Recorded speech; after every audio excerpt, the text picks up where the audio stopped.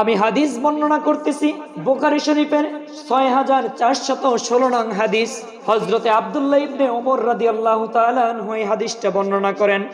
তিনি বলেন, হে দুনিয়ার মুসলমান উম্মাহ, হে মুসলিম উম্মাহ, হে মুসলমান জাতি, বিশ্বনবী হযরত মুহাম্মদ মুস্তাফা সাল্লাল্লাহু আলাইহি ওয়াসাল্লাম আমার কাঁধে হাত রাখলেন। হাত রেখে নবী করিম সাল্লাল্লাহু আলাইহি ওয়াসাল্লাম বলেন, কুন ফিদ দুনিয়া কান্নাকা গরিবুন আও আবিরুস সাবিল। হে আব্দুল্লাহ ইবনে ওমর, দুনিয়াতে তুমি এমনি ভাবে থাকো যেমনি ভাবে কোনো মুসাফির বা পথিক থাকে। সম্মানিত হাজিরিন, এই কথার মানে হলো আপনি আমি যারা দুনিয়াতে মুসলমান আছি, আপনার আমার এই দুনিয়াটা হলো সামান্য কিছুক্ষণের জন্য ক্ষণস্থায়ী দুনিয়া। এই ক্ষণস্থায়ী দুনিয়া ছেড়ে আপনাকে আমাকে কোন দিন যেন কবরে যেতে হয়। নবী করিম সাল্লাল্লাহু আলাইহি ওয়াসাল্লাম এই দুনিয়াটাকে মুসাফিরখানা বলে গিয়েছেন। আপনার আমার বাড়িতে যখন মুসাফির আসে, সামান্য কয়েক মিনিটের জন্য আপনার কাছে সাহায্য চায়, আপনি যখন সাহায্য করেন ওই মুসাফিররা চলে যায়।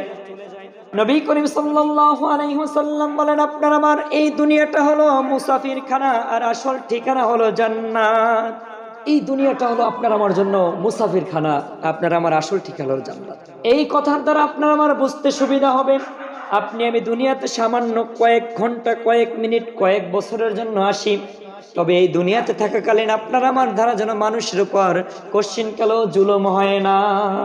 বিশ্বনবী সাল্লাল্লাহু আলাইহি ওয়াসাল্লামের সাহাবী হযরতে আব্দুল্লাহ ইবনে ওমর রাদিয়াল্লাহু তাআলা আনহু বলতেন, হে দুনিয়ার মুসলমান উম্মতেরা, হাজরিন ভাইরা আমার, শুনুন শুনুন তিনি কি বলেছেন। যখন তুমি সন্ধ্যায় উপনীত হও তখন আর তোমরা সকালের অপেক্ষা করো না। আবার তিনি বলেন, যখন তুমি সকালে উপনীত হও তখন আর তোমরা সন্ধ্যার অপেক্ষা করো না। এরপরে তিনি বলেন, যখন তুমি সুস্থ আছো তখন তুমি অসুস্থ তো হবাই, এই কথাটা চিন্তা করো।